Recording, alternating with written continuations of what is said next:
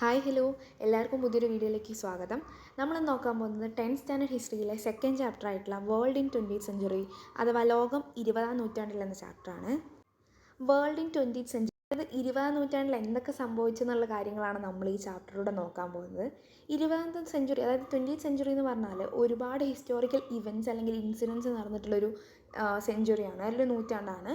അതായത് 2 ലോക മഹായുദ്ധങ്ങളൊക്കെ നടന്നിട്ടുള്ള നൂറ്റാണ്ട് കൂടിയാണ്. അത് ഒന്നാം ലോക മഹായുദ്ധം, ഫസ്റ്റ് വേൾഡ് വാറും സെക്കൻഡ് വേൾഡ് വാറൊക്കെ നടന്നിട്ടുള്ളൊരു സെഞ്ച്വറി കൂടിയാണ് 20th സെഞ്ച്വറി. അപ്പോൾ ഈ ഒരു വീഡിയോയിലൂടെ നമ്മൾ നോക്കാൻ പോകുന്നത് ഒന്നാം ലോക മഹായുദ്ധം ഉണ്ടാകാനുള്ള കാരണങ്ങൾ എന്താണ്, അത് ഉണ്ടായിക്കഴിഞ്ഞതിന് ശേഷം എന്തൊക്കെയാണ് സംഭവിച്ചിട്ടുള്ളത്, രണ്ടാം ലോക മഹായുദ്ധം എങ്ങനെയാണ് ഉണ്ടായത്, അത് കഴിഞ്ഞതിന് ശേഷം എന്തൊക്കെയാണ് സംഭവിച്ചിട്ടുള്ളത്, അതുപോലെ തന്നെ ഈ 2 ലോക മഹായുദ്ധങ്ങൾ കഴിഞ്ഞതിന് ശേഷം എങ്ങനെയാണ് ലോകം സമാധാനത്തിലോട്ട് വന്നിട്ടുള്ളത്, ഇങ്ങനത്തെ കാര്യങ്ങളൊക്കെയാണ് നമ്മൾ ഈ ചാപ്റ്ററിൽ നോക്കാൻ പോകുന്നത്. അപ്പോൾ വീഡിയോയിലോട്ട് പോകാം. സോ ഈ ചാപ്റ്റർ നമ്മൾ ആദ്യമായിട്ട് നോക്കാൻ പോകുന്നത് ഇമ്പീരിയലിസം ക്യാപിറ്റലിസം ആണ്. അപ്പോൾ 18th സെഞ്ച്വറിയിൽ യൂറോപ്പിൽ വന്നിട്ടുള്ള ഒരു പ്രധാനപ്പെട്ട മാറ്റമാണ് ഇൻഡസ്ട്രിയൽ റവല്യൂഷൻ. അപ്പോൾ എന്താണ് ഇൻഡസ്ട്രിയൽ റവല്യൂഷൻ?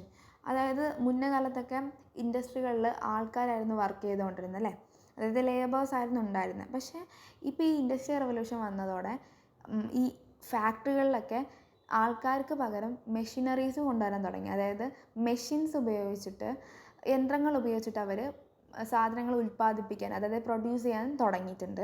അപ്പോൾ ഇങ്ങനൊരു സാഹചര്യം വന്നപ്പം അവിടുത്തെ സംഭവങ്ങളെല്ലാം പ്രൊഡക്ഷനൊക്കെ ഫാസ്റ്റും ചീപ്പും ആവാൻ തുടങ്ങി. അതായത് വേഗത്തിൽ അവർക്ക് പ്രൊഡ്യൂസ് ചെയ്യാനും ചീപ്പായിട്ട് കുറഞ്ഞ വിലയ്ക്ക് അവർക്ക് പ്രൊഡ്യൂസ് ചെയ്യാൻ, അതായത് ഉൽപ്പാദിപ്പിക്കാനൊക്കെ സാധിക്കുകയുണ്ടായി.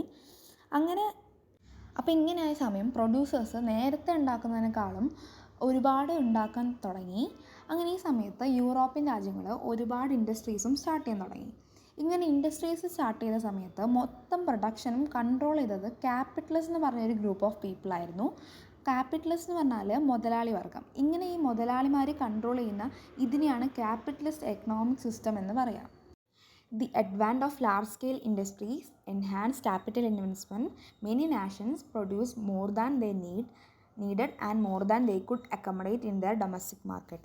അതായത് ഈ ക്യാപിറ്റലിസ്റ്റ് എക്കണോമിക് സിസ്റ്റം യൂറോപ്പിൽ വന്നതോടെ ഒരുപാട് കമ്പനികൾ തുടങ്ങാൻ തുടങ്ങിയല്ലോ.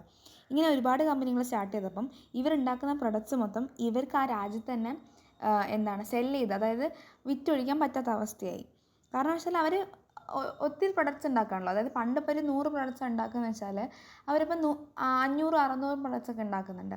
അപ്പോൾ ഇത്രയും പ്രൊഡക്ട്സ് ഉണ്ടാക്കുമ്പോൾ അവരെ ഡൊമസ്റ്റിക് മാർക്കറ്റിൽ തന്നെ അവർക്ക് വിൽക്കാൻ പറ്റാത്ത അവസ്ഥയായി. അപ്പോൾ ഈ ഒരു ഓവർ പ്രൊഡക്ഷൻ കാരണം തന്നെ അവർക്ക് മറ്റുള്ള മാർക്കറ്റുകൾ സെർച്ച് ചെയ്യാൻ വേണ്ടിയിട്ട് അവർ പല പല സ്ഥലത്തേക്കൊക്കെ പോയിട്ടുണ്ടായിരുന്നു. അതിനുശേഷം യൂറോപ്യൻസ് അവരുടെ പൊളിറ്റിക്കൽ പവർ യൂസ് ചെയ്തിട്ടും അവരുടെ മിലിറ്ററി ഫോഴ്സസ് ഒക്കെ യൂസ് ചെയ്തിട്ട് പല നാഷൻസിനെയും എക്കണോമിക്കലി എക്സ്പ്ലോയിറ്റ് ചെയ്ത്, അതായത് സാമ്പത്തികപരമായി അവർ ഭയങ്കരമായിട്ട് ചൂഷണം ചെയ്യുന്നുണ്ട്. അതായത് അവരെ റിസോഴ്സും കാര്യങ്ങളൊക്കെ എടുത്തു വെക്കുക, അങ്ങനത്തെ കാര്യങ്ങളൊക്കെ ചെയ്തിട്ട് അവരെ ചൂഷണം ചെയ്തിട്ട് അവരെ കോളനികളാക്കി മാറ്റുന്നുണ്ടായിരുന്നു. ഈ ഒരു പ്രോസസ്സിനാണ് നമ്മൾ കോളോണിയലൈസേഷൻ എന്ന് വിളിക്കുക. അപ്പോൾ ഈ യൂറോപ്യൻസ് കോളനൈസേഷൻ തുടങ്ങാനുള്ള ഒരു പ്രധാന കാരണം എന്ന് പറയുന്നത് ചീപ്പായിട്ട് അവർക്ക് ലേബർ ലഭിക്കാൻ വേണ്ടിയിട്ടും ചീപ്പായിട്ട് അവർക്ക് റോ മെറ്റീരിയൽസ് കിട്ടാൻ വേണ്ടിയിട്ടും അതുപോലെ തന്നെ അവരുണ്ടാക്കുന്ന പ്രൊഡക്ട്സൊക്കെ സെല് ചെയ്യാൻ വേണ്ടി ഒരു മാർക്കറ്റ് കിട്ടാൻ വേണ്ടിയിട്ടൊക്കെ ആയിരുന്നു അവർ മെയിനായിട്ട് കോളനൈസേഷൻ, അതായത് കോളനിവൽക്കരണം തുടങ്ങിയത്. അപ്പോൾ ഇങ്ങനെ കോളനികൾ അവർ സ്റ്റാർട്ട് ചെയ്ത് കഴിഞ്ഞാൽ അവർക്ക് ഈ കോളനികളെ മെയിൻറ്റെയിൻ ചെയ്യണം, അതായത് അവർക്കിതിൽ കൺട്രോൾ ചെയ്ത് വെക്കണമല്ലോ. അപ്പോൾ ഇതിന് വേണ്ടിയിട്ട് അവർ മിലിറ്ററി ഫോഴ്സും പൊളിറ്റിക്കൽ പവറും എക്കണോമിക് പവറൊക്കെ യൂസ് ചെയ്യും. ഇങ്ങനെ ഇതെല്ലാം യൂസ് ചെയ്ത് ഇതൊക്കെ ഇമ്പോസ് ചെയ്തിട്ട് ഈ കോളനികളെ ഭരിക്കുന്ന ഒരു സിസ്റ്റം, അല്ലെങ്കിൽ ആ ഒരു മെത്തേഡിനെയാണ് നമ്മൾ ഇമ്പീരിയലിസം എന്ന് പറയുക. ഇനി നമ്മൾ നോക്കാൻ പോകുന്നത് ഇമ്പീരിയലിസം എങ്ങനെയാണ് കോളനികളെ എഫക്റ്റ് ചെയ്തതെന്ന്, അല്ലെങ്കിൽ ബാധിച്ചത് എങ്ങനെയാണെന്ന് നോക്കാൻ പോകുന്നത്. Traditional economic system of colonies was destroyed. അതായത് കോളനികളുടെ എക്കണോമിക് സിസ്റ്റം, സാമ്പത്തിക സ്ഥിതി കംപ്ലീറ്റ്ലി നശിച്ചു പോയിട്ടുണ്ട്, അല്ലെങ്കിൽ കംപ്ലീറ്റ്ലി അവർ ഡിസ്ട്രോയ് ചെയ്തിട്ടുണ്ട്. രണ്ടാമത്തെ പറയുന്നത് administrative and judicial system were replaced. അതായത് നമ്മളിപ്പോൾ എന്തെങ്കിലും ഒരു തെറ്റ് ചെയ്യുകയാണെങ്കിൽ മറ്റൊരു രാജ്യത്തുള്ള ഒരാളായിരിക്കും നമ്മളെ ആ തെറ്റിനുള്ള ശിക്ഷ തരിക. അതായത് വേറെ രാജ്യത്തുള്ള ആൾക്കാർ നമ്മുടെ അഡ്മിനിസ്ട്രേഷനിലും ജുഡീഷ്യൽ സിസ്റ്റത്തിലൊക്കെ ഇടപെടാൻ തുടങ്ങുന്നൊരവസ്ഥ. പിന്നീട് മൂന്നാമത്തെ പോയിന്റ് പറയുന്നത് people in colonies were forced to cultivate cash crops in lieu of the traditional food crops. അതായത് ആദ്യം കർഷകർ ഫുഡ് ക്രോപ്സ് ആയിട്ടുള്ള വീറ്റ്, ചോളം, ഗോതമ്പും ചോളം അങ്ങനത്തെ കാര്യങ്ങളൊക്കെ ആയിരുന്നു കൃഷി ചെയ്തുകൊണ്ടിരുന്നത്. പക്ഷേ ഈ കോളനികളെ ഇവരെന്ത് ചെയ്തിട്ടുണ്ട്, പിന്നീട് ഇവർ വന്ന കോളനികളാക്കി മാറ്റിയ സമയത്ത് ഇവർ പറഞ്ഞു ഇൻഡിഗോ, കോട്ടൺ അതുപോലെയുള്ള ക്യാഷ് ക്രോപ്പുകൾ, അതായത് ഇവർക്ക് ആവശ്യമുള്ള യൂറോപ്യൻസിന് ആവശ്യമുള്ള ക്രോപ്സ് ആയിട്ടുള്ള ഇൻഡിഗോ, കോട്ടൺ ഇങ്ങനത്തെ സാധനങ്ങൾ മാത്രമേ കൾട്ടിവേറ്റ് ചെയ്യാൻ പാടുള്ളൂ, അല്ലെങ്കിൽ ഉണ്ടാക്കാൻ പാടുള്ളൂ എന്ന് പറഞ്ഞു. അടുത്ത പോയിന്റ് പറയുന്നത് പോവർട്ടി ആൻഡ് അൺഎംപ്ലോയ്മെൻറ്റ് ഇൻക്രീസ്ഡ്. അതായത് ദാരിദ്ര്യാവസ്ഥയും ആൾക്കാർക്ക് ജോലി ഇല്ലാത്ത അവസ്ഥയൊക്കെ കൂടി വന്നു. അടുത്ത പോയിന്റ് പറയുന്നത് natural resources were widely exploited. അതായത് ഈ കോളനികളാക്കി മാറ്റിയിരുന്ന സ്ഥലത്ത് ഒരുപാട് നാച്ചുറൽ റിസോഴ്സ് കിട്ടുന്ന സ്ഥലങ്ങളുണ്ടായിരുന്നു. അതായത് ഈ ആഫ്രിക്ക പോലത്തെ സ്ഥലങ്ങളിൽ നമുക്ക് ഗോൾഡും റബ്ബർ, അയേൺ ഇത്തരത്തിലുള്ള കാര്യങ്ങളൊക്കെ കിട്ടുമായിരുന്നു. അപ്പോൾ ഈ യൂറോപ്യൻസ് എന്ത് ചെയ്തിട്ടുണ്ട്, ഇതെല്ലാം പിടിച്ചെടുത്തിട്ടുണ്ട്. അങ്ങനെ അവരുടെ നാച്ചുറൽ റിസോഴ്സ് മുഴുവൻ അവരെ കംപ്ലീറ്റ്ലി എക്സ്പ്ലോയിറ്റ് ചെയ്യുന്ന രീതിയായിരുന്നു ഉണ്ടായിരുന്നത്. പിന്നീട് പറയുന്നത് indigenous art, literature, language, culture and education system were destroyed. ഇതൊക്കെ അവർ നശിപ്പിച്ചിട്ടുണ്ട്. അതായത് അവരുടെ ലിറ്ററേച്ചർ, അവരുടെ ലാംഗ്വേജ്, ഭാഷ, അവരുടെ സംസ്കാരം, അവരുടെ എഡ്യൂക്കേഷൻ സിസ്റ്റം, അവരുടെ ആർട്ട്, കലാരീതികൾ, അങ്ങനത്തെ സംഭവങ്ങളൊക്കെ അവർ നശിപ്പിച്ചിട്ടുണ്ട്. അപ്പം നമ്മൾ ഈ നോക്കി ഇമ്പീരിയൽസ് അല്ലേ, ഈ ഇമ്പീരിയൽസ് ആണ് പിന്നീട് ഈ വേൾഡ് വാറിലേക്ക് ഒരു പ്രധാനമായിട്ടുള്ളൊരു റീസൺ, അല്ലെങ്കിൽ പ്രധാനമായിട്ടൊരു കാരണമായിട്ട് മാറിയിട്ടുള്ളത്. അപ്പോൾ ഇതെങ്ങനെയാണ് വേൾഡ് വാറിലോട്ട് എത്തുന്നതെന്ന് നമുക്ക് നോക്കാം. ഈ ഇമ്പീരിയലിസ്റ്റിക് നാഷന് അവർക്ക് കോളനീസിന് വേണ്ടിയിട്ടും അവർക്ക് മാർക്കറ്റ്സിന് വേണ്ടിയിട്ടും അവർക്കിടയിൽ ഉണ്ടായിട്ടുള്ള കോമ്പറ്റീഷൻസും കോൺഫ്ലിക്റ്റും, അതായത് അവർക്കിടയിൽ ഉണ്ടായിട്ടുള്ള മത്സരങ്ങൾ, അതായത് ഒരാൾക്ക് ഒരുപാട് കോളനീസ് ഉണ്ടെങ്കിൽ അവർക്ക് ഒരുപാട് പൈസ കിട്ടും അല്ലേ, അവരെ എക്സ്പ്ലോയിറ്റ് ചെയ്ത് അവർക്ക് ഒരുപാട് പൈസയും കാര്യങ്ങളൊക്കെ കിട്ടും, ബെനഫിറ്റ്സ് ഉണ്ടാവും. അപ്പോൾ അതിന് വേണ്ടിയിട്ട് ഇവർക്കിടയിൽ നടന്നിട്ടുള്ളൊരു കോമ്പറ്റീഷൻ, ഒരു മത്സരമോ അല്ലെങ്കിൽ ഒരു കോൺഫ്ലിക്റ്റ്, അതായത് ഒരു വാർ പോലത്തെ ഒരു സിറ്റുവേഷൻ, ഇങ്ങനത്തെ ഒരു സിറ്റുവേഷൻ കാരണമാണ് വേൾഡ് വാറിലോട്ട് വന്നത്. അപ്പോൾ ഈ ഒരു സിറ്റുവേഷനാണ് വേൾഡ് വാർ ഉണ്ടാവാനുള്ള ഒരു പ്രധാന കാരണം തന്നെ പറയുന്നത്. അപ്പോൾ ഇവർക്കിടയിലുള്ള കോമ്പറ്റീഷനും കോൺഫ്ലിക്റ്റൊക്കെ പിന്നീട് എനിമിറ്റിയായി മാറാൻ തുടങ്ങി, അതായത് പിന്നെ ശത്രുതയായി മാറാൻ തുടങ്ങി. അപ്പോൾ ഇത് കാരണം തന്നെ അവർ മിലിറ്ററി അലയൻസൊക്കെ രൂപീകരിക്കാൻ തുടങ്ങി. അങ്ങനെ രൂപീകരിച്ച മിലിറ്ററി അലയൻസാണ് ട്രിപ്പിൾ അലയൻസും ട്രിപ്പിൾ എൻറ്റിറ്റിയും. അപ്പോൾ ട്രിപ്പിൾ അലയൻസിൽ ജർമ്മനിയും ആസ്ട്രോ ഹംഗേറിയും ഇറ്റലി ആയിരുന്നു ഉണ്ടായിരുന്നത്. ട്രിപ്പിൾ എൻറ്റിറ്റിയിൽ ഇംഗ്ലണ്ടും ഫ്രാൻസും റഷ്യയായിരുന്നു ഉണ്ടായിരുന്നത്. അപ്പോൾ ഇത്തരത്തിലുള്ള ഈ അലയൻസ് രൂപീകരിച്ചതോടെ, അതായത് മിലിറ്ററി അലയൻസ് നമ്മൾ നേരത്തെ പറഞ്ഞ ട്രിപ്പിൾ എൻറ്റിറ്റിയും ട്രിപ്പിൾ അലയൻസും രൂപീകരിച്ചതോടെ യൂറോപ്പിലൊരു വാർലൈക്ക് അറ്റ്മോസ്ഫിയർ ഉണ്ടാവാൻ തുടങ്ങി. അതായത് ഒരു യുദ്ധം വരുന്ന പോലത്തെ ഒരു സിറ്റുവേഷൻ ഉണ്ടാവാൻ തുടങ്ങി. അപ്പോൾ ഇങ്ങനെ വന്ന സമയം തന്നെ അവർ യൂസ് ചെയ്തിട്ടുള്ളൊരു സ്ട്രാറ്റജി, അതായത് വാറിൽ യുദ്ധത്തിൽ അവർ ജയിക്കാൻ വേണ്ടി യൂസ് ചെയ്തിട്ടുള്ള സ്ട്രാറ്റജി ആയിരുന്നു അഗ്രസീവ് നാഷണലിസം എന്ന് പറയുന്നത്. അഗ്രസീവ് നാഷണലിസം എന്ന് പറയുന്നത് സ്വന്തം രാജ്യത്തിനെ സുപ്രീമായിട്ട് കാണുകയും അതായത് ബാക്കിയുള്ള രാജ്യത്തിനൊക്കെ ഇൻഫീരിയർ ആയിട്ട് കാണുകയും ചെയ്യുന്നൊരു സിറ്റുവേഷൻ ആയിരുന്നു അത്. ഈ നാഷണലിസം എന്ന് പറഞ്ഞാൽ എന്താണ്, ദേശീയതയാണ് അല്ലേ. അപ്പോൾ ഈ അഗ്രസീവ് നാഷണലിസം എന്ന് പറഞ്ഞാൽ നമ്മുടെ മാത്രം നാഷൻ മതി, വേറൊരു നാഷനും വേണ്ട, നമ്മളാണ് സുപ്പീരിയർ, അങ്ങനൊരു ചിന്താഗതിയാണ് അഗ്രസീവ് നാഷണലിസം. അപ്പോൾ ഈ അഗ്രസീവ് നാഷണലിസം ആണ് വേൾഡ് വാറിലേക്ക് ഒരു സ്റ്റാർട്ടിങ് അല്ലെങ്കിൽ തുടക്കം കുറിക്കാനുള്ള ഒരു മെയിൻ കാരണം. അപ്പോൾ ഈ അഗ്രസീവ് നാഷണലിസം കൊണ്ട് തന്നെ ഉണ്ടായിട്ടുള്ളൊരു 3 മൂവ്മെൻ്റാണ് pan Slav movement, pan German movement, revenge movement. ഇത് നമുക്ക് എക്സ്ട്രാ റീഡിങ്ങിലാണുള്ളത്. നമുക്ക് എന്നാലും ജസ്റ്റ് ഒന്ന് അതിനെപ്പറ്റി അറിഞ്ഞിട്ട് പോവാം. അപ്പോൾ ഈ പാൻ സ്ലേവ് മൂവ്മെൻറ്റ് എങ്ങനെയാണ് ഉണ്ടായത്, അതായത് Russia wanted to unite the Slavic people of Serbia, Bulgaria, Greece etcetera in Eastern Europe under her leadership. For this the Pan Slav movement was formed. അതായത് റഷ്യൻ ഭാഷ സംസാരിക്കുന്ന സ്ഥലങ്ങളായിട്ടുള്ള സെർബിയനെയും ബൾഗേറിയനെയും ഗ്രീസിനെയും എല്ലാം റഷ്യൻ്റെ അണ്ടറിൽ കൊണ്ടുവരേണ്ടിയിരുന്നു. അപ്പോൾ ഇതിനു വേണ്ടി റഷ്യ നടത്തിയൊരു മൂവ്മെൻറ്റിനെയാണ് നമ്മൾ പാൻ സ്ലേവ് മൂവ്മെൻറ്റ് എന്ന് പറയുക. അപ്പോൾ ഈ പാൻ സ്ലേവ് മൂവ്മെൻറ്റ് പോലെ തന്നെയാണ് പാൻ ജർമ്മൻ മൂവ്മെൻറ്റും. അതായത് ഈ ജർമ്മനിയിൽ ടുട്ടോണിക് പീപ്പിളായിട്ടുള്ള എല്ലാവരെയും ജർമ്മനി അവരെ കീഴിൽ കൊണ്ടുവന്ന ഒരു സിസ്റ്റം, അതായത് ഈ ജർമ്മൻ ഭാഷ സംസാരിക്കുന്ന എല്ലാവരെയും കൂടെ ജർമ്മൻ കൺട്രിയുടെ കീഴിൽ കൊണ്ടുവന്നൊരു സിസ്റ്റമായിരുന്നു പാൻ ജർമ്മൻ മൂവ്മെൻറ്റ് എന്ന് പറയുന്നത്. അടുത്തത് റിവെഞ്ച് മൂവ്മെൻ്റാണ്. അതായത് ഫ്രാൻസിൻ്റെ കുറച്ച് ടെറിട്ടറിയൊക്കെ ജർമ്മനി ഒക്യുപ്പൈ ചെയ്ത് വെച്ചിട്ടുണ്ടായിരുന്നു. അപ്പോൾ അതുകൊണ്ട് തന്നെ ഈ ടെറിട്ടറിയൊക്കെ വിട്ട് കൊടുക്കണം എന്ന് പറഞ്ഞിട്ട് ഫ്രാൻസ് നടത്തിയ ഒരു മൂവ്മെൻ്റ് ആയിരുന്നു റിവെഞ്ച് മൂവ്മെൻ്റ് എന്ന് പറയുന്നത്. അപ്പോൾ ഇത്തരത്തിലുള്ള ചെറിയ ചെറിയ മൂവ്മെൻറ്റ്സ്, അതായത് ചെറിയ ചെറിയ പ്രശ്നങ്ങളാണ് പിന്നീട് വേൾഡ് വാർ 1 കാരണമായത്. അതായത് പെട്ടെന്ന് ഉണ്ടായതല്ല വേൾഡ് വാർ 1, ഇങ്ങനെ ചെറിയ ചെറിയ പ്രശ്നങ്ങൾ ഓരോരോ രാജ്യത്ത് ഉണ്ടായാണ് വേൾഡ് വാറിലേക്ക് വരെ അത് എത്തിയത്. അപ്പോൾ ഇത്തരത്തിലുള്ള ഈ മൂവ്മെൻ്റൊക്കെ നടന്നുകൊണ്ടിരിക്കുന്നതിൻ്റെ ഇടയിൽ തന്നെ ഒരു ഇമ്മീഡിയറ്റ് കോസ് ഉണ്ടാവുകയാണ് വേൾഡ് വാർ ഉണ്ടാവാൻ വേണ്ടിയിട്ട്. അതായത് 3 കാരണങ്ങൾ ഉണ്ടായിട്ടുണ്ട്. അതിൽ ഒന്നാമത്തെ കാരണമാണ് മൊറോക്കൻ ക്രൈസിസ്. നമുക്ക് മൊറോക്കൻ ക്രൈസിസ് എന്താണെന്ന് നോക്കാം. ഒരു കഥ പറയുന്ന പോലെ നമുക്ക് നോക്കാം എന്താ അതെന്ന്. അതായത് ഈ ബ്രിട്ടനും ഫ്രാൻസും കൂടെ ഒരു ട്രീറ്റി 1904 അതായത് 1904 ഒരു ട്രീറ്റി സൈൻ ചെയ്യണ്ടായി. അതായത് ആരും അറിയാതെ ഒരു ട്രീറ്റി സൈൻ ചെയ്തു. ഈ ട്രീറ്റിയിൽ അവർ പറയുന്നത് എന്താ വെച്ചാൽ ഫ്രാൻസിന് മൊറോക്കോ എന്ന് പറഞ്ഞ സ്ഥലം വേണമെന്ന്. അപ്പം നമ്മൾ ഈ താഴത്തെ മാപ്പിൽ നോക്കുകയാണെങ്കിൽ നമുക്ക് മനസ്സിലാവും മൊറോക്കോ എന്താ ഇത്രമാത്രം മൊറോക്കോയ്ക്ക് ഇമ്പോർട്ടൻസ് ഉള്ളത്. അതായത് മൊറോക്കോയുടെ തൊട്ടപ്പുറത്ത് അറ്റ്ലാന്റിക് സീ ഉണ്ട് അല്ലേ, അതിന് തൊട്ടപ്പുറത്ത് എന്തുണ്ട്, മെഡിറ്ററേനിയൻ സീ ഉണ്ട്. അപ്പോൾ ഈ മൊറോക്കോയുടെ പ്രത്യേകത എന്തായിരിക്കും? അതൊരു ട്രേഡ് നടത്താൻ പറ്റിയൊരു സ്ഥലമാണ് അല്ലേ. അതായത് ട്രേഡിന് കുറേ ഇമ്പോർട്ടൻസ് ഉള്ളൊരു സ്ഥലമാണ് മൊറോക്കോ എന്ന് പറയുന്നത്. അതായത് നമുക്ക് അങ്ങോട്ടും ഇങ്ങോട്ടൊക്കെ ഷിപ്പ് വഴി അങ്ങോട്ടും ഇങ്ങോട്ടൊക്കെ ട്രേഡ് ചെയ്യാൻ പറ്റുന്നൊരു നല്ലൊരു പൊളിറ്റിക്കൽ ഇൻഫ്ലുവൻസ് ഉള്ളൊരു സ്ഥലമാണ് മൊറോക്കോ എന്ന് പറയുന്നത്. അപ്പോൾ ഈ ഫ്രാൻസിന് മൊറോക്കോ വേണമെന്ന് പറഞ്ഞപ്പം ബ്രിട്ടൻ അത് സമ്മതിച്ച് 1904 ഒരു ട്രീറ്റിയിൽ സൈൻ ചെയ്തു. അപ്പോൾ ഇതിൻ്റെ ഇടയിലൂടെ ജർമ്മനി എന്ത് ചെയ്തിട്ടുണ്ട്, ഇവരെ കാര്യങ്ങളൊക്കെ അറിഞ്ഞു വന്ന്. അങ്ങനെ ജർമ്മനി പറഞ്ഞ് എനിക്ക് മൊറോക്കോ വേണമെന്ന്. അപ്പം ഫ്രാൻസ് എന്ത് പറഞ്ഞ്, മൊറോക്കോ എനിക്ക് തരാൻ പറ്റൂല, നിനക്ക് വേണമെങ്കിൽ ഫ്രഞ്ച് കോങ്കോ എൻ്റെ ഒരു പാർട്ട് തരാമെന്ന് പറഞ്ഞു. അങ്ങനെ അത് പറഞ്ഞ സമയത്ത് ജർമ്മനി ആദ്യമൊന്നും സമ്മതിച്ചിട്ടില്ലായിരുന്നു.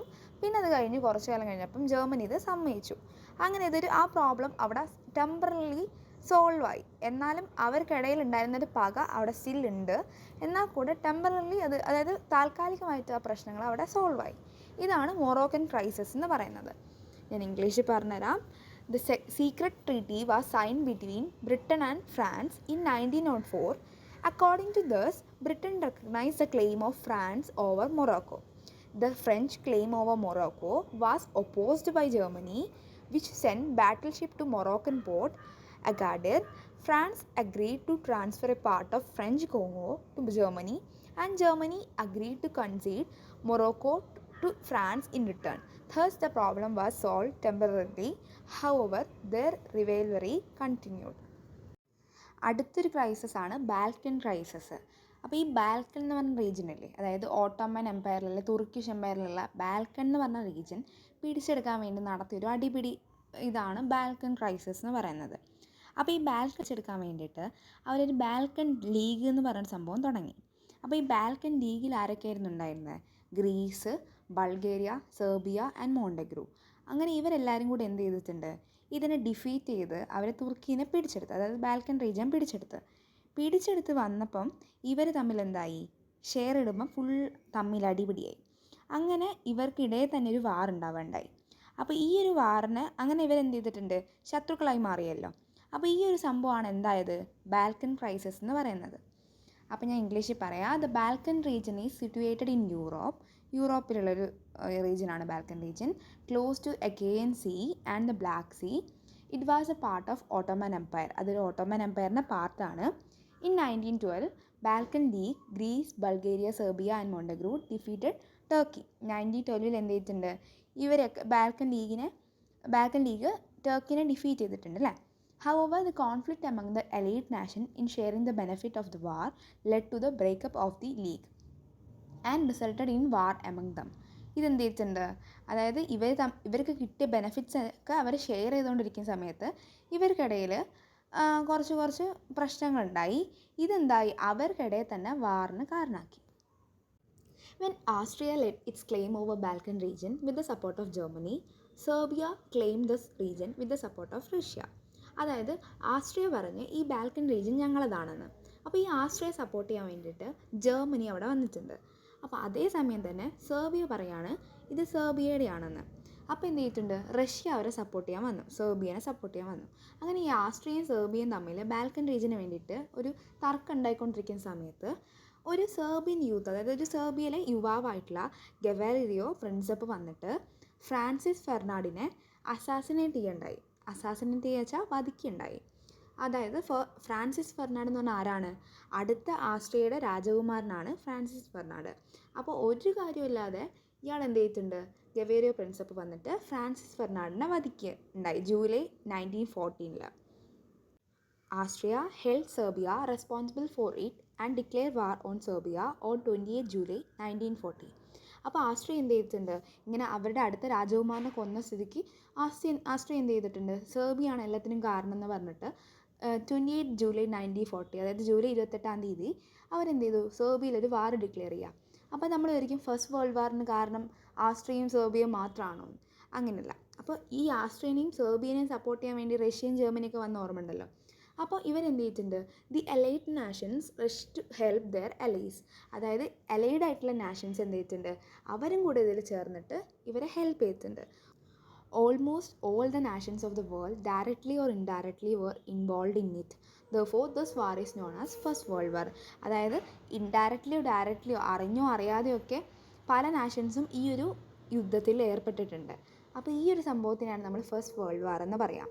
അതായത് പലതരത്തിലുള്ള പാൻ മൂവ്മെൻറ്റുകളും അതുപോലെ തന്നെ മൊറോക്കൻ ക്രൈസിസും ബാൽക്കൻ ക്രൈസിസും പിന്നെ പെട്ടെന്നുണ്ടായിട്ടുള്ള അടിയും അതുപോലെ തന്നെ ഫ്രാൻസിസ് ഫെർഡിനാൻഡിനെ വധിക്കുന്ന കാര്യം, അസാസിനേറ്റ് ചെയ്തതും, ഇതെല്ലാം ആണ് എന്ത് ചെയ്തിട്ടുള്ളത്, ഫസ്റ്റ് വേൾഡ് വാറിനൊരു റീസൺ ആയിട്ടുള്ളത്. ഇങ്ങനെയാണ് ഫസ്റ്റ് വേൾഡ് വാർ സ്റ്റാർട്ട് ചെയ്യുന്നത്.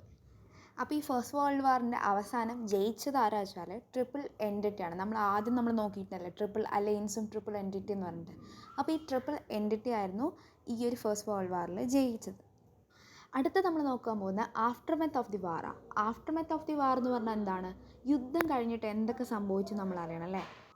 അപ്പോൾ ഈ 1940 സ്റ്റാർട്ട് ചെയ്തിട്ടുള്ള വേൾഡ് വാർ എപ്പോഴാണ് അവസാനിക്കുന്നത് അറിയോ? 1918, അതായത് 1918 ഇത് സ്റ്റോപ്പ് ചെയ്തിട്ടുള്ളത്. അപ്പോൾ ഇത്രയും കാലം വേൾഡ് അക്രോസ് ആയിട്ട് എന്ത് ചെയ്തിട്ടുണ്ട്, ഒരുപാട് ഇമ്പാക്റ്റുകൾ ഈ ഒന്നാം ലോക മഹായുദ്ധം കൊണ്ടുവന്നിട്ടുണ്ട്. Over 10 million people loss there lives over injured in the war. അതായത് 10 ദശലക്ഷം ആൾക്കാർക്ക് എന്ത് ചെയ്തിട്ടുണ്ട്, അവരുടെ ജീവൻ നഷ്ടപ്പെട്ടിട്ടുണ്ട്. ഒരുപാട് പേർക്ക് ഇഞ്ചുറീസ്, അതായത് ഒരുപാട് പേർക്ക് കുറേ പ്രശ്നങ്ങളൊക്കെ വാറിലൂടെ സംഭവിച്ചിട്ടുണ്ട്. Agriculture, industry and communication system were destroyed. അതായത് അഗ്രികൾച്ചർ, അതായത് നമ്മുടെ കാർഷിക സംഭവങ്ങളും കൃഷി കാര്യങ്ങളൊക്കെ, ഇൻഡസ്ട്രി, കമ്മ്യൂണിക്കേഷൻ സിസ്റ്റം, ഇതൊക്കെ എന്ത് ചെയ്തിട്ടുണ്ട്, നശിച്ചു പോയിട്ടുണ്ട്, ഡിസ്ട്രോയിഡ് ആയിട്ടുണ്ട്. Poverty, unemployment, inflation increase. Poverty അതായത് ദാരിദ്ര്യം, അൺഎംപ്ലോയ്മെൻറ്റ് ജോലിയില്ലാത്ത അവസ്ഥ, പിന്നെ ഇൻഫ്ലേഷൻ അതായത് പണപ്പെരുപ്പ്, ഇതെല്ലാം എന്ത് ചെയ്തിട്ടുണ്ട്, ഇൻക്രീസ്ഡ്, ഇതെല്ലാം വർദ്ധിച്ചിട്ടുണ്ട്. Economic dominance of Europe diminished. അതായത് യൂറോപ്പിലുണ്ടായിരുന്ന എക്കണോമിക് ഡോമിനൻസ് ഒക്കെ എന്ത് ചെയ്തിട്ടുണ്ട്, ഡിമിനിഷ്ഡ് ആയിട്ടുണ്ട്. Liberation movements in Asia and Africa strengthened. അതായത് ഈ ഒരു വേൾഡ് വാർ 1 ശേഷമാണ് ഏഷ്യയിലും ആഫ്രിക്കയിലൊക്കെ ഉണ്ടായിരുന്ന ലിബറേഷൻ മൂവ്മെൻറ്റ്സ്, അതായത് നമ്മുടെ കോളനീസ് ഇങ്ങനെ ഇരുന്നാൽ പോലെ നമ്മൾ ഇനിയും കുറച്ചും കൂടെ ഒന്ന് സ്ട്രെങ്തൻ ആവണം അല്ലെങ്കിൽ ഇൻഡിപെൻഡൻ്റ് ആവണം എന്നൊക്കെ പറഞ്ഞിട്ടുള്ള ലിബറേഷൻ മൂവ്മെൻറ്റ്സ് ഒന്ന് സ്ട്രെങ്തൻ ആയി വന്നത്, അതായത് വേൾഡ് വാർ 1 ശേഷം. In a bid to bring about peace in the world the League of Nations was formed. ലോകത്തിന് സമാധാനം ഉണ്ടാകാൻ വേണ്ടിയിട്ട്, അല്ലെങ്കിൽ സമാധാനം കൊണ്ടുവരാൻ വേണ്ടിയിട്ട് ലീഗ് ഓഫ് നാഷൻസ് ഫോം ചെയ്യുണ്ടായി. അപ്പോൾ അടുത്ത നമുക്ക് പീസ് എഫേർട്സ് നോക്കാം അല്ലേ. പീസ് എഫേർട്സ് എന്ന് പറഞ്ഞാൽ എന്താണ്, സമാധാനത്തിന് വേണ്ടി ഇവർ എന്തൊക്കെ ചെയ്തു എന്നുള്ളതാണ്. അപ്പം നമുക്കറിയാലോ ഈ ഫസ്റ്റ് വേൾഡ് വാറിൻ്റെ അവസാനം ജയിച്ചതാരാ, ട്രിപ്പിൾ എൻറ്റിറ്റി അല്ലേ. ട്രിപ്പിൾ എൻറ്റിറ്റിയിൽ ആരൊക്കെയായിരുന്നു ഉണ്ടായിരുന്നത്, ഇംഗ്ലണ്ട്, റഷ്യ, ഫ്രാൻസ്. അപ്പോൾ ഈ ഫ്രാൻസും ബ്രിട്ടനും ഇവരെന്ത് ചെയ്തിട്ടുണ്ട്, ഇവർ രണ്ടുപേരും കൂടെ ഒരു പാരീസിലൊരു കോൺഫറൻസ് നടത്തുന്നുണ്ടായി 1919. ആ ഒരു കോൺഫറൻസിൽ ഇവരെന്ത് ചെയ്തു, തോറ്റ ടീമായിട്ടുള്ളതിൽ പ്രധാനമായിട്ടുള്ള ഒരു നാഷനായിരുന്നു ഏത്, ജർമ്മനി. അപ്പോൾ ഈ ജർമ്മനീനെ കൊണ്ട് അവർ ഒരു ട്രീറ്റിയിൽ സൈൻ ചെയ്യിപ്പിക്കുകയുണ്ടായി. അപ്പോൾ ആ ട്രീറ്റിയാണ് ട്രീറ്റി ഓഫ് വേഴ്സൈൽസ്. അപ്പോൾ ഈ ട്രീറ്റി അനുസരിച്ച് ജർമ്മനിയുടെ കോളനീസൊക്കെ ഡിവൈഡ് ചെയ്തിട്ട് ഈ ജയിച്ച നാഷൻസ് എടുത്തിട്ടുണ്ട്. അപ്പോൾ according to this treaty German colonies were divide among the victorious power and Germany was forced to pay a huge amount as war indemnity. അതായത് യുദ്ധത്തിൻ്റെ നഷ്ടപരിഹാരമായിട്ട് ജർമ്മനിക്ക് ഒരു ഹ്യൂജ് എമൗണ്ട് തന്നെ പേ ചെയ്യേണ്ടി വന്നിട്ടുണ്ട്. ഇതുകൂടാതെ ജർമ്മനിയിലെ റിച്ച് മൈൻസ് ഒക്കെ എന്ത് ചെയ്തിട്ടുണ്ട്, ഈ ജയിച്ച നാഷൻസ് പിടിച്ചെടുത്തിട്ടുണ്ട്. The Allies occupied the rich mines of Germany. Above all, war guilt was imposed on Germany and was disarmed. അതായത് ഇതെല്ലാം കൂടാതെ തന്നെ ജർമ്മനിയാണ് ഈ യുദ്ധത്തിൻ്റെ മൊത്ത കാരണവാദി എന്നൊക്കെ പറഞ്ഞിട്ട് ഇവരെന്ത് ചെയ്തിട്ടുണ്ട്, ഡിസ്ആംഡ് ചെയ്തിട്ടുണ്ട്. ഡിസ്ആംഡ് വെച്ചാൽ അവരുടെ ആയുധങ്ങളൊക്കെ പിടിച്ചെടുത്തിട്ടുണ്ട്. അടുത്ത നമുക്ക് എക്കണോമിക് ഡിപ്രഷൻ നോക്കാം അല്ലേ. The United States of America was not affected by the war. Hence the European nations manage to get loans from the USA. അതായത് ഈ യുദ്ധം കൊണ്ട് ഒരു പ്രശ്നവും സംഭവിക്കാത്തൊരു സ്ഥലമായിരുന്നു USA, അമേരിക്ക എന്ന് പറയുന്ന സ്ഥലം. അപ്പോൾ ഈ അമേരിക്കയ്ക്ക് ഒരു പ്രശ്നം സംഭവിക്കാത്തതുകൊണ്ട് തന്നെ യൂറോപ്യൻ നാഷൻസൊക്കെ എന്ത് ചെയ്തിട്ടുണ്ട്, അമേരിക്കയുടെ അടുത്ത് നിന്ന് ലോണുകൾ മേടിച്ചിട്ടുണ്ട്. അപ്പോൾ ഇങ്ങനെ മേടിക്കേണ്ടായപ്പം അമേരിക്കൻ്റെ ഡോളറിന് ഒരുപാട് മുൻതൂക്കം വരാൻ തുടങ്ങി.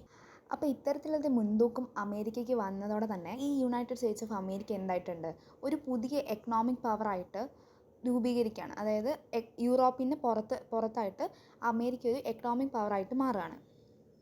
എന്നാൽ ഈ എക്കണോമിക് ഗ്രോത്ത് അമേരിക്കയിൽ ഒരുപാട് കാലം നീണ്ടു നിന്നിട്ടില്ല. ഇത് ഒരു 1929 ഒക്കെ ആയപ്പോഴത്തേക്ക് അമേരിക്കയിൽ എക്കണോമിക് ക്രൈസിസ് പൊട്ടിപ്പുറപ്പെടാൻ തുടങ്ങി.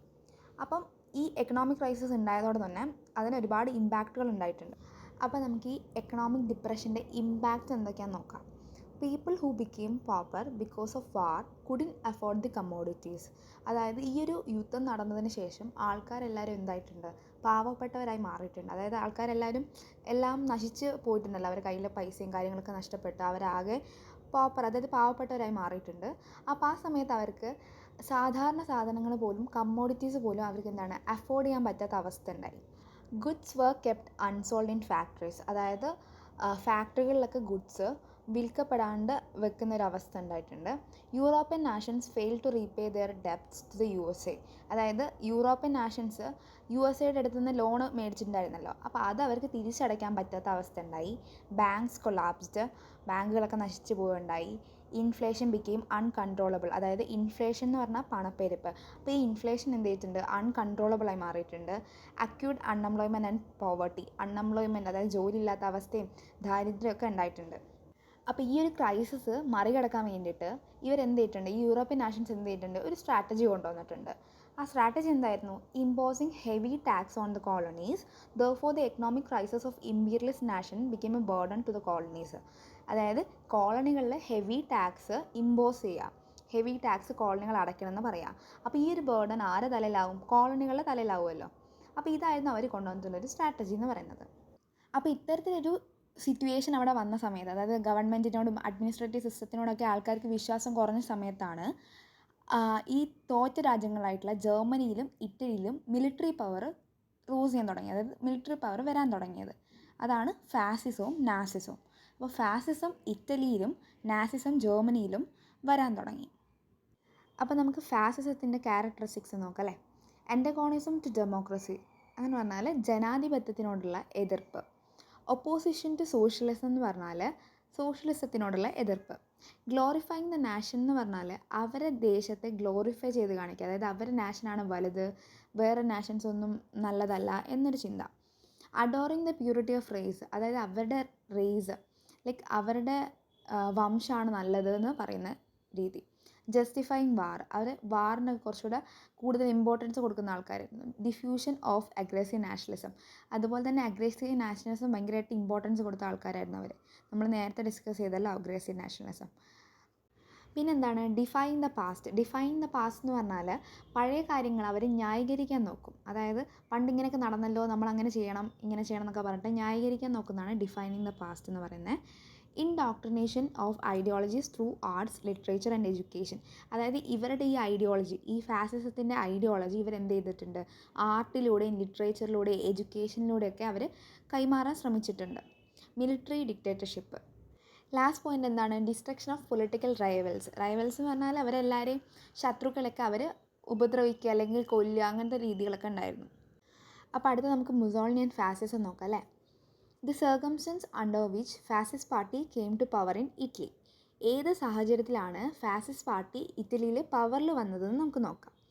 Italy got nothing though she was with the victorious in the first world war. അപ്പം നമ്മൾ ആദ്യം പഠിച്ചപ്പോൾ ട്രിപ്പിൾ എൻറ്റിറ്റി, ട്രിപ്പിൾ അലയൻസ് ഒക്കെ പഠിച്ച സമയത്ത് നമ്മൾ പഠിച്ചിരുന്നു ഇറ്റലി എവിടെയായിരുന്നു, ഇറ്റലി ട്രിപ്പിൾ അലയൻസിലായിരുന്നു അല്ലേ. അപ്പോൾ ജയിച്ച സമയത്ത് ട്രിപ്പിൾ എൻറ്റിറ്റിയിലായിരുന്നു ഇറ്റലി ഉള്ളത്. അതായത് യുദ്ധം നടന്നുകൊണ്ടിരിക്കുന്നതിൻ്റെ ഇടയിൽ കൂടെ ഇറ്റലി എന്ത് ചെയ്തിട്ടുണ്ട്, ട്രിപ്പിൾ എൻറ്റിറ്റിയിൽ ജോയിൻ ചെയ്തിട്ടുണ്ട്. പക്ഷേ പകുതി വെച്ച് ജോയിൻ ചെയ്തുകൊണ്ട് തന്നെ ഇറ്റലിക്ക് ഒന്നും കിട്ടിയിട്ടില്ല. അപ്പോൾ അതാണ് first point. Italy got nothing though she was with the victorious in the first world war. Post war destruction of industries, unemployment, increase in tax, inflation etcetera kept people away from the government. അതായത് post war എന്ന് പറഞ്ഞാൽ വാർ കഴിഞ്ഞ സമയത്ത് ഇൻഡസ്ട്രികളുടെ നാശം, unemployment ഉണ്ടാകുന്ന അവസ്ഥ, അതായത് ജോലി ഇല്ലാത്ത അവസ്ഥ, ഇൻക്രീസ് ഇൻ ടാക്സുകളിലൊക്കെ നികുതികളൊക്കെ ഇൻക്രീസ് ചെയ്യുന്ന അവസ്ഥ, അതായത് കൂടുന്ന അവസ്ഥ, ഇൻഫ്ലേഷൻ പണപ്പെരുപ്പ്, ഇതെല്ലാം വന്ന സമയത്ത് ആൾക്കാർക്ക് എന്താണ് ഗവൺമെൻറ്റിനോടൊരു ദേഷ്യം അല്ലെങ്കിൽ ഗവൺമെൻറ്റിനോട് എന്താ പറയുക ഒരു എതിർപ്പ് ഉണ്ടാവുണ്ടായി. അങ്ങനെ എന്താണ് അവർ ഗവൺമെൻറ്റിനെ കംപ്ലീറ്റ്ലി അവോയ്ഡ് ചെയ്യാൻ തുടങ്ങി. Industrialist in the fear of Italy moving to socialism were prompted to support fascism. അതായത് ഇറ്റലിയിലുണ്ടായിരുന്ന ഇൻഡസ്ട്രിയലിസ്റ്റൊക്കെ എന്ത് വിചാരിച്ച്, ഇറ്റലി സോഷ്യലിസത്തിലോട്ട് പോവുകയാണെന്ന് പേടിച്ചിട്ട് ഇവരെന്ത് ചെയ്തിട്ടുണ്ട്, അതായത് സോഷ്യലിസ്റ്റിലോട്ട് പോയി കഴിഞ്ഞാൽ ഇവരെ എല്ലാ കാര്യങ്ങളും ഷെയർ ചെയ്യേണ്ടി വരുമല്ലോ. അപ്പോൾ ഇങ്ങനെ ഒരു രീതിയിൽ പേടിയുള്ളത് കാരണം ഇവരെന്ത് ചെയ്തു, ഫാസിസം സപ്പോർട്ട് ചെയ്തു. അപ്പോൾ ഈ ഒരു 3 കാരണം കൊണ്ടാണ് ഇറ്റലിയിൽ ഫാസിസം പവറിൽ വന്നത്. Violence and ferocity were the strategies of fascist. അപ്പോൾ ഈ ഫാസിസ്റ്റുകളുടെ സ്ട്രാറ്റജി എന്ന് പറയുന്നത് എന്താണ്? വയലൻസ് ആണ് പ്രധാനമായിട്ട്. Socialist and leaders of peasants and workers were proclaimed as enemies of the nation. അതായത് ഇവരുടെ മെയിനായിട്ടുള്ള എനിമികൾ ആരായിരുന്നു? സോഷ്യലിസ്റ്റും പെസൻസിൻ്റെ ലീഡേഴ്സും വർക്കേഴ്സും, സാധാരണ ആൾക്കാരൊക്കെ ആയിരുന്നു ഇവരുടെ എനിമീസ് എന്ന് പറയുന്നത്, ഫാസിസ്റ്റുകളെ എനിമീസ് എന്ന് പറയുന്നത്. Those who oppose the fascist party were executed. അതായത് ആരാണോ ഫാസിസ്റ്റ് പാർട്ടീനെ ഒപ്പോസ് ചെയ്യുന്നത് അവരൊക്കെ അപ്പം തന്നെ ഓൺ ദ സ്പോട്ട് എന്ത് ചെയ്യും? എക്സിക്യൂട്ട് ചെയ്യും. എക്സിക്യൂട്ട് ചെയ്യുക അവരെ വധിച്ച് കളയും, അവരെ കൊന്നു കളയും. അതായത് നമ്മൾ ഓൾറെഡി പറഞ്ഞല്ലോ, ഫാസിസ്റ്റുകളുടെ മെയിൻ സ്ട്രാറ്റജി എന്താണ്? വയലൻസ് ആണ്. അപ്പോൾ ആരാണോ അവരെ എതിർക്കുന്നത് അവരെ ഓൺ ദ സ്പോട്ട് അവർ കൊല്ലും. The aim of Mussolini was to restore ancient Roman Empire. As a part of this, he adopted several symbols of ancient Roman administration, using his military force, the black shirts. അതായത് മുസോളിനീൻ്റെ main ആയിട്ടുള്ളൊരു ലക്ഷ്യം എന്ന് പറഞ്ഞാൽ എന്താണ്? Ancient Roman എംപയറിനെ restore ചെയ്യുക എന്നുള്ളതായിരുന്നു. അപ്പോൾ ഇതിന് വേണ്ടിയിട്ട് അദ്ദേഹം എന്ത് ചെയ്തിട്ടുണ്ട്? ഒരു മിലിറ്ററി ഫോഴ്സൊക്കെ രൂപീകരിക്കുന്നുണ്ട്. ആ മിലിറ്ററി ഫോഴ്സിൻ്റെ പേരാണ് ബ്ലാക്ക് ഷർട്ട് എന്ന്. Mussolini suppress the opponents through fascist policies. Mussolini ഇതിൻ്റെ ഒപ്പോണൻസിനെയൊക്കെ ഫാസിസ്റ്റ് പോളിസി ഉപയോഗിച്ചിട്ടാണ് സപ്രസ് ചെയ്തുകൊണ്ടിരുന്നത്. His aggressive foreign policy led him to conquer nations like Ethiopia, Albania etcetera. അതായത് മുസോളിനീൻ്റെ അഗ്രസീവ് ഫോറിൻ പോളിസി കൊണ്ട് ഇദ്ദേഹം എന്ത് ചെയ്തിട്ടുണ്ട്? ഇത്തിയോപ്യയും അൽബാനിയൊക്കെ പിടിച്ചെടുത്തിട്ടുണ്ട്. ഇനി നമുക്ക് ഹിറ്റ്ലർ ആൻഡ് നാസിസം നോക്കാം. അപ്പം നാസിസം എന്ന് പറഞ്ഞാൽ ഫാസിസത്തിൻ്റെ ഒരു ജർമ്മൻ വേർഷനാണ് നാസിസം എന്ന് പറയുന്നത്. അപ്പോൾ ഈ നാസിസം നടന്നത് എവിടെയാണ്? ജർമ്മനിയിലാണ്. അപ്പം നമുക്ക് ആദ്യം നാസി പാർട്ടീൻ്റെ ലീഡറായിട്ടുള്ള ഹിറ്റ്ലർ എങ്ങനെയാണ് ജർമ്മനിയിൽ പവറിൽ വന്നതെന്ന് നോക്കാം. The Treaty of Versailles imposed by the victorious allies on Germany after the first world war. അതായത് ഒന്നാം ലോക മഹായുദ്ധത്തിന് ശേഷം ജർമ്മനിയിൽ ട്രീറ്റി ഓഫ് വേഴ്സൈൽസ് ഇമ്പോസ് ചെയ്തിട്ടുണ്ടല്ലോ, നമ്മൾ നേരത്തെ പഠിച്ച വിക്ടോറിയസ് ആയിട്ടുള്ള എലീസ്, ഈ ബ്രിട്ടനും ഫ്രാൻസും ഒക്കെ. അപ്പോൾ അതാണ് ഒന്നാമത്തെ കാരണം.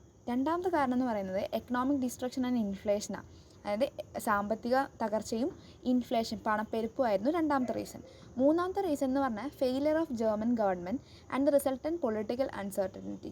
അതായത് ജർമ്മൻ ഗവൺമെൻറ്റിൻ്റെ തകർച്ചയും റിസൾട്ടൻറ്റ് ഓഫ് പൊളിറ്റിക്കൽ അൺസർട്ടനിറ്റി, ആ തകർച്ച കാരണം രാഷ്ട്രീയപരമായിട്ടുള്ള ഒരുപാട് പ്രശ്നങ്ങൾ ഉണ്ടാവുകയും ചെയ്തു. അപ്പോൾ ഈ 3 കാരണം കൊണ്ടാണ് നാസി പാർട്ടീൻ്റെ ലീഡറായിട്ട് ഹിറ്റ്ലർ ജർമ്മനിയിൽ വരുന്നത്.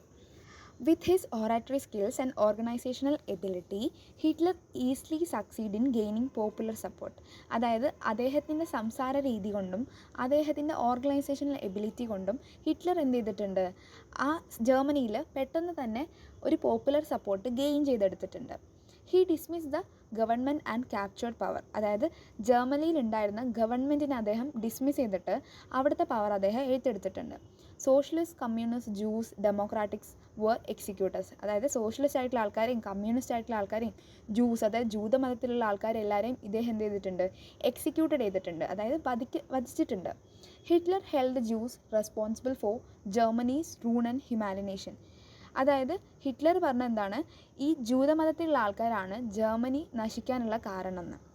Jews were massacred en masse in especially built concentration camps. This is known as Holocaust. അതായത് ജൂതമതത്തിലുള്ള ആൾക്കാരെ എല്ലാവരും കൂടെ പിടിച്ചു കൊണ്ടുപോയിട്ട് ഒരു കോൺസെൻട്രേഷൻ ക്യാമ്പിലിട്ടിട്ട് അവരെ കൂട്ടക്കൊല ചെയ്യുന്നൊരു ഇൻസിഡൻറ്റിനാണ് നമ്മൾ ഹോളോകാസ്റ്റ് എന്ന് പറയാം. A military force, brown shirt and a secret police troop, Gestapo, were in charge of assaulting and massacring the Jews. അദ്ദേഹത്തിൻ്റെ മിലിറ്ററി ഫോഴ്സിന് അറിയപ്പെടുന്നതാണ് ബ്രൗൺ ഷർട്ട്. അപ്പോൾ കൺഫ്യൂസിങ് ആവരുത്. നമ്മൾ ഫാസിസത്തിലും പറഞ്ഞിട്ടുണ്ട് മിലിറ്ററി ഫോഴ്സിനെ പറ്റിയിട്ട്, നാസിസത്തിലും നമ്മൾ മിലിറ്ററി ഫോഴ്സിനെ പറ്റി പറയുന്നുണ്ട്. Hitler projected the purity of the Aryan race and argued that Aryans should rule the world. അതായത് ഹിറ്റ്ലർ ആര്യൻ റേസിൻ്റെ പ്യൂരിറ്റീനെ പറ്റി പറയുന്നുണ്ട്. അതുപോലെ തന്നെ അദ്ദേഹം പറയുന്നുണ്ട് ആര്യൻസ് ആയിരിക്കണം വേൾഡ് റൂൾ ചെയ്യേണ്ടതെന്നും പറയുന്നുണ്ട്. All other political parties except the Nazi party were banned. അതായത് ജർമ്മനിയിൽ ഉണ്ടായിരുന്ന ബാക്കി എല്ലാ പൊളിറ്റിക്കൽ പാർട്ടീസും ഇദ്ദേഹം ബാൻ ചെയ്തിട്ടുണ്ട്. നാസി പാർട്ടി ഒഴികെ ബാക്കി എല്ലാ പാർട്ടികളും ഇദ്ദേഹം ബാൻ ചെയ്തിട്ടുണ്ട്. Trade unions also were banned. അവിടുത്തെ ട്രേഡ് യൂണിയൻസ് പോലും ഹിറ്റ്ലർ ബാൻ ചെയ്തിട്ടുണ്ട്. Military service was made compulsory. Military service എന്താണ് കമ്പൽസറി ആക്കി മാറ്റിയിട്ടുണ്ട്. Hitler incited a spirit of revenge among the Germans against the term of treaty of Versailles. He used newspaper, radio, cinema and education system widely to propagate the ideologies of Nazism. അതായത് നാസിസത്തിൻ്റെ ideology ചുറ്റിലും പരത്താൻ വേണ്ടിയിട്ട് അദ്ദേഹം radio, cinema, news paper ഇത്തരത്തിലുള്ള കാര്യങ്ങളൊക്കെ use ചെയ്തിട്ടുണ്ടായിരുന്നു. Taking advantage of the feeling of revenge among Germans, Hitler adopted an aggressive foreign policy. അതായത് revenge എന്ന രീതിയിൽ ഹിറ്റ്ലർ എന്ത് ചെയ്തിട്ടുണ്ട്, അഗ്രസീവ് ഫോറിൻ പോളിസി ഉപയോഗിച്ചിട്ട് മറ്റുള്ള നാഷൻസിനെ അറ്റാക്ക് ചെയ്യാൻ തുടങ്ങി. അതായത് ആസ്ട്രിയനെയും ചെക്കോസ്ലാവിയനൊക്കെ അറ്റാക്ക് ചെയ്യാൻ തുടങ്ങി. എന്നിട്ട് ജർമ്മനി എന്ത് ചെയ്തിട്ടുണ്ട്, ഇറ്റലി, ജപ്പാൻ്റെ കൂടെ ഒരു അലയൻസ് രൂപീകരിക്കുകയുണ്ടായി. അതായത് ഇറ്റലി ആൻഡ് ജപ്പാൻ എന്താണ്, രണ്ടും ജർമ്മനീൻ്റെ സെയിം ഐഡിയോളജീസ് ഒക്കെ ഫോളോ ചെയ്യുന്ന രീതിയിലുള്ള നാഷൻസ് ആയതുകൊണ്ട് ജർമ്മനി ഇറ്റലിൻ്റെയും ജപ്പാൻ്റെയും കൂടെ അലയൻസ് രൂപീകരിച്ചിട്ടുണ്ട്. അങ്ങനെ ഇത്തരത്തിലൊരു അലയൻസ് രൂപീകരിച്ചപ്പം മറ്റുള്ള രാജ്യങ്ങൾ അത് ഒപ്പോസ് ചെയ്യുകയുണ്ടായി. അങ്ങനെയാണ് ഇത് മറ്റൊരു വേൾഡ് വാറിലോട്ട് വരുന്നത്. അതായത് സെക്കൻഡ് വേൾഡ് വാറിന് തുടക്കം ഉണ്ടാകുന്നത് ഇവിടെയാണ്. അപ്പം നമുക്ക് സെക്കൻഡ് വേൾഡ് വാറിൻ്റെ ഡീറ്റെയിൽഡ് പാർട്ട് നമുക്ക് നെക്സ്റ്റ് വീഡിയോയിൽ നോക്കാം. സോ ഈ വീഡിയോയിൽ എന്തെങ്കിലും തരത്തിലുള്ള ഡൗട്ട്സോ കാര്യങ്ങളുണ്ടോ ചോദിക്കാം. എന്തെങ്കിലും സജഷൻ ഉണ്ടെങ്കിലും കമൻറ്റ് ബോക്സിൽ പറയാം. Thank you.